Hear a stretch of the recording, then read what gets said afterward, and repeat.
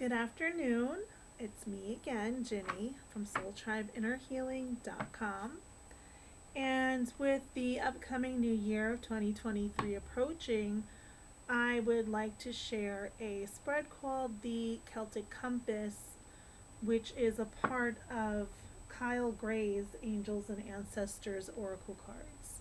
I really love this particular spread. It lets you know what you need to release and what you need to focus on, which is why I really feel it applies to the, with the new year and everyone, wanting to know what the energy coming in is and what needs to be left behind in 2022. Now, I have not done this enough to know it by heart, the directions and the positionings of the cards, so bear with me. I am going to cheat a little bit and refer back to the book that gives the spread positions.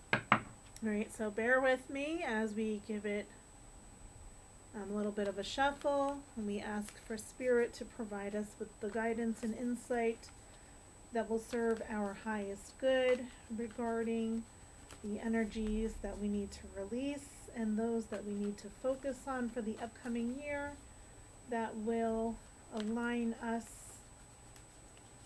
closer with our highest good, our highest purpose, our soul's calling for 2023. Let's give it 3 shuffles and 3 splits and a restack. So here we go. We're going to give it a 1, 2, 3. 1,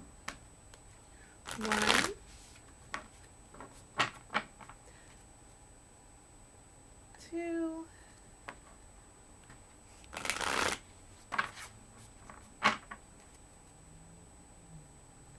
and 3. Okay, we're going to cut it into 3 stacks. 1, 2, 3. Restack them. Okay, so let's begin our Celtic Compass. Again, this was specifically created by Kyle Gray for the Angels and Ancestor Oracle card. I love it so much though. I do want to give it a try with tarot and see how it works out. But for now, let's just do this so you can have an idea of what the Celtic Compass is. So we're going to start with card number 1, and this represents your spirit, you and your energy.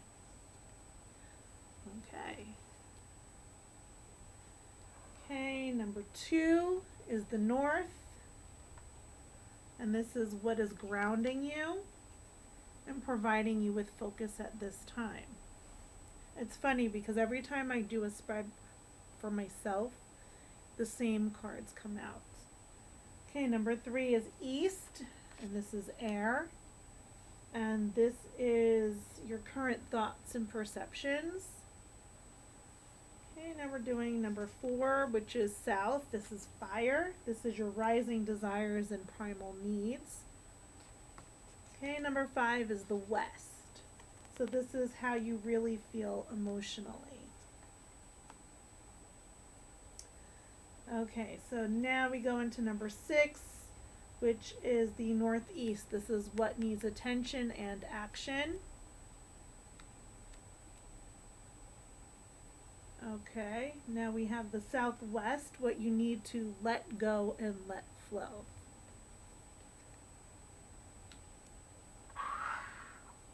All right, number 8, Southwest, oh no, did I mess it up? 7.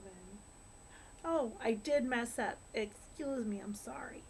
So number 7 is Southeast, and this is where to direct your energy and your intentions. Okay, so correction. So now number 8 is the Southwest, and this is what you need to let go and let flow. And number 9 is the Northwest, and this is the outcome of your current vibration. All right, so now we have the Celtic Compass all laid out over here.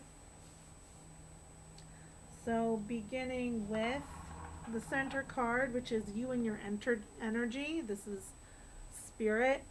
We have the Animal Guardian, which is trusting your instinct. So This is about being tuned into the energy surrounding you of people, of the animals that are your animal guardians, or your totem animals, your animal instincts as well. Um, we are all connected through animals as our guides. We have ones that are with us throughout our life, and then we have those that come in as needed when you need that specific animal medicine or that energy, which you can look into if there's a specific animal that or insects, any type of living thing such as that is presenting itself to you in different ways repetitively, then perhaps look up, Google it, what that animal medicine is. And this does often come out for me, the animal guardian. I do have a zoo. And I truly trust in those instincts that we receive, that are our animal instincts that tell us when we're in danger, tell us when we need to be cautious. Follow that. Follow those instincts. If you get a bad feeling from somebody, you don't need to wait to have a reason to validate it. Just you having that feeling is validation enough. Don't wait to have a reason. So that is that. And now we have our second card here, which is Fire Guardian, and this is igniting passions. This is what is grounding you and providing you with focus at this time. And this is true. I get him a lot as well. I get a lot of these a lot. All the cards on this spread. So right now I am very, very much focused in owning my passion, which is this. This is part of my passion, providing healing through tarot and Reiki, and through most of my life, it's been something that I've shut down, and I have only recently grown to own it, and not only own it, but embrace it and share it with others. So this is really dead on, because this is where I am at the moment, is following my passions. And as I follow those passions, more and more doors begin to open. I've connected and have networks with amazing healers in so many different modalities, and that has opened one door after the other, and it's been incredible. So definitely follow your passions, even if it goes against the grain, and trust in that, right? You have your gifts for a reason, and sometimes before we understand them, or we just want to fit into the norm, to what is socially acceptable, we push those down and we hide them deep within us, and it's not until we start to accept ourselves that others can accept us as well. So give that opportunity for that to happen. Follow your passions.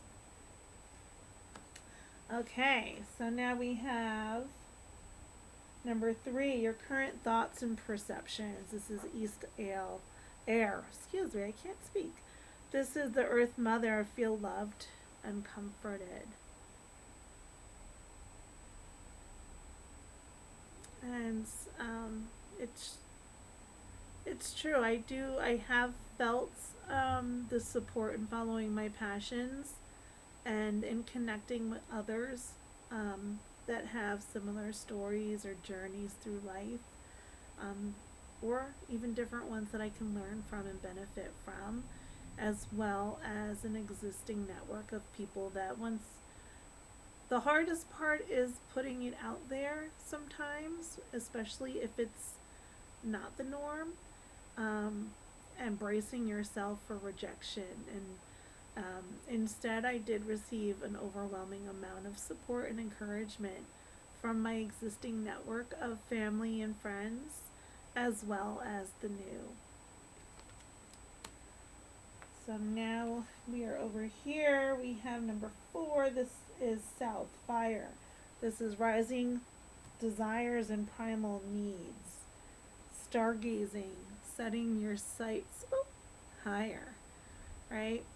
And this has to do with reaching for the stars and um, just always trying to achieve, attain, um, and gain more knowledge, more master, more skills and more topics. And this is something that I am forever doing, is trying to improve upon um, the skills that I already have, build my knowledge base and my foundation base so that I can provide quality and just um, knowledgeability with what I'm offering, um, and always adding on. Like, for example, with Reiki, I have my master coming up.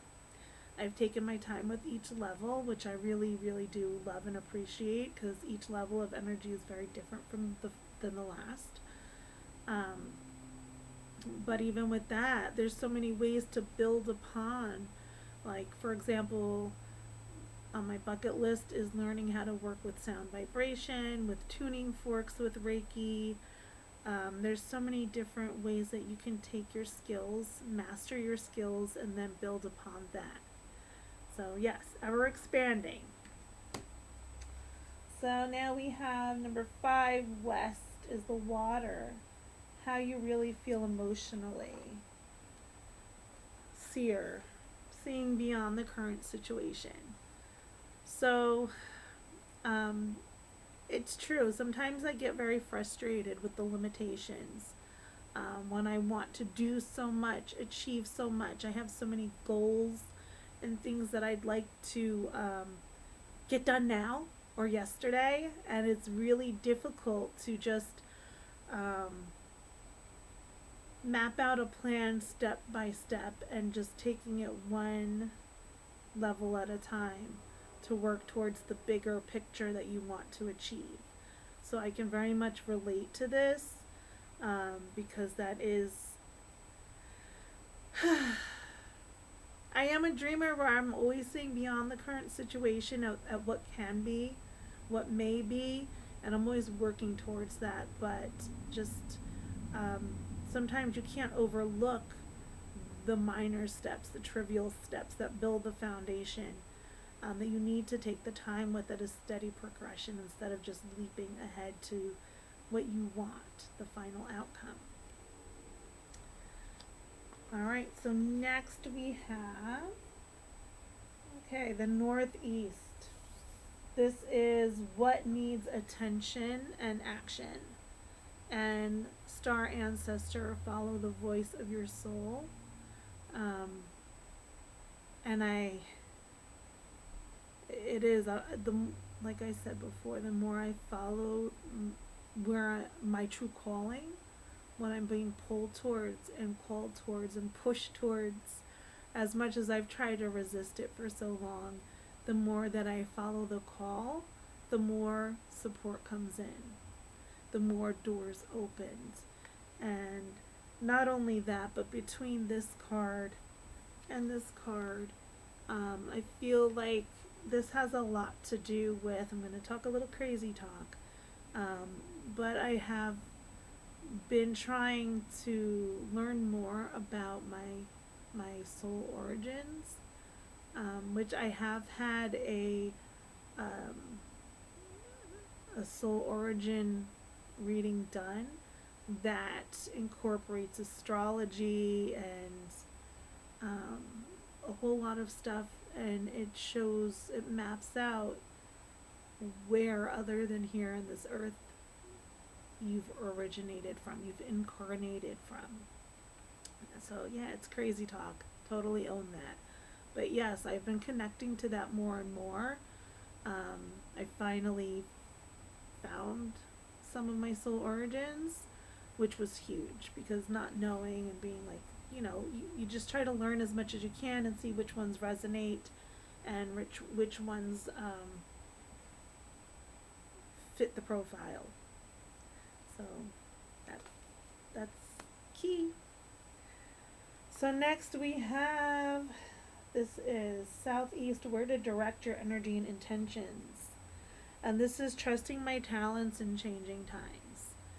And that's absolutely dead on, because it's scary to put yourself out there and to, you know, um, I always ask, I always set an intention with my cards and with my Reiki that it is done in with integrity, with with honesty, and within the light, in a way that will serve the highest good of not only of myself and of the receiver, whether it's tarot or it's Reiki.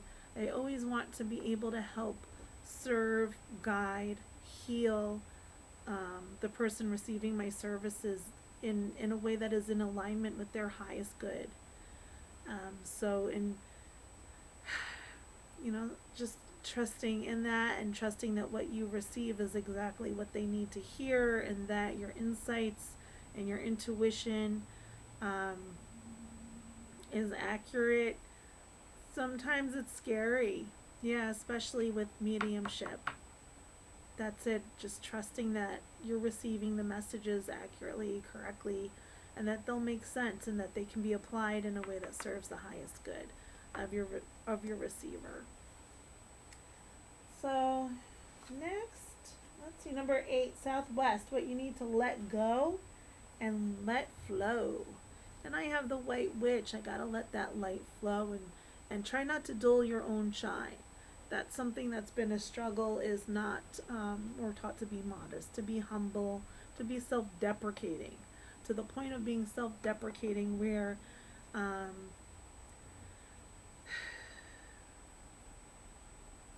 you become your own worst critic.